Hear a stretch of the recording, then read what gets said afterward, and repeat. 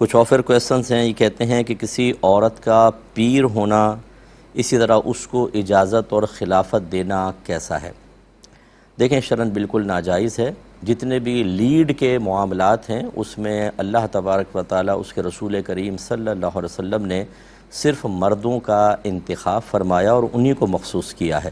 کیونکہ اس میں باہر نکلنا ہوتا ہے، مردوں سے اختلاط ہوتا ہے، بعض اوقات جنگوں وغیرہ کے معاملات ہوتے ہیں، اور اس میں پھر یقینی سی باتیں قیدی بھی بن سکتے ہیں اور دیگر معاملات ہوتے ہیں۔ اس وجہ سے عورتوں کی اللہ نے ساخت ہی ایسی بنائی ہے، اور اللہ تبارک و تعالی نے ان کے مقامات، ان کے درجات، ان کے مناصب، ان کے کام یہ بھی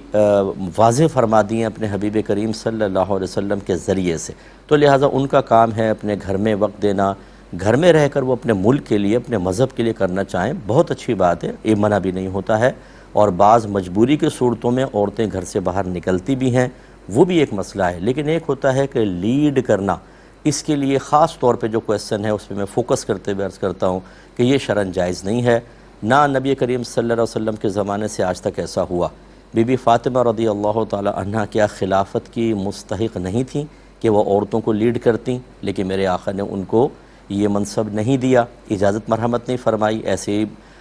جتنے بھی ازواج مطہرات ہیں، ایک سے ایک ذہین فطین تھیں، جیسے ہماری والدہ سیدہ عائشہ صدیقہ رضی اللہ تعالی عنہا، عالمہ بھی تھیں، مفتیہ تھیں، زبردست مفسرہ اور مجتہدہ تھیں، لیکن اس کے باوجود لیڈرشپ آپ کے پاس نہیں، لیڈرشپ ہمیشہ مردوں کے ہاتھ میں رہی۔ تو اسی طریقے سے طریقت کے مسائل میں بھی عورتوں کو بیعت کی اجازت نہیں ہے، اور کوئی معقول جو واقعی طریقت کو جاننے والے ہیں، کوئی پیر صاحب کسی بھی عورت کو اجازت و خلافت نہیں دے سکتے۔ یا تو وہ جھوٹ بول رہی ہوگی، یا کچھ شہرت کے بھوکے ہوتے ہیں کہ جو اپنے تمام اکابرین کے طریقوں سے ہٹ کر بس تاکہ ہمارے زیادہ سے زیادہ لوگ دوسروں کو مرید کریں اور ہمارا مجمع بڑھے، اس میں وہ طریقت کا خود خون اور بلکہ شریعت کا خون کرتے ہوئے نظر آتے ہیں۔ تو لہذا یہ بالکل جائز نہیں، نہ ایسی عورت کی بیعت کرنا جائز ہے۔ یہ ہماری خواتین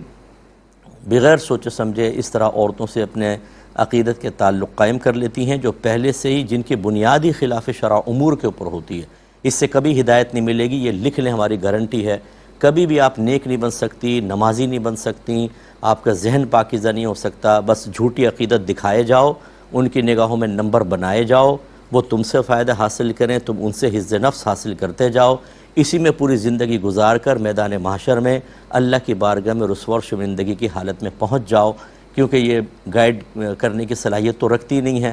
جعلی پیر نہیں رکھتے ہیں جو مرد ہیں، تو یہ خواتین تو خاص طور پر، اس لیے بالکل ہماری بہنوں کو دور رہنا چاہیے۔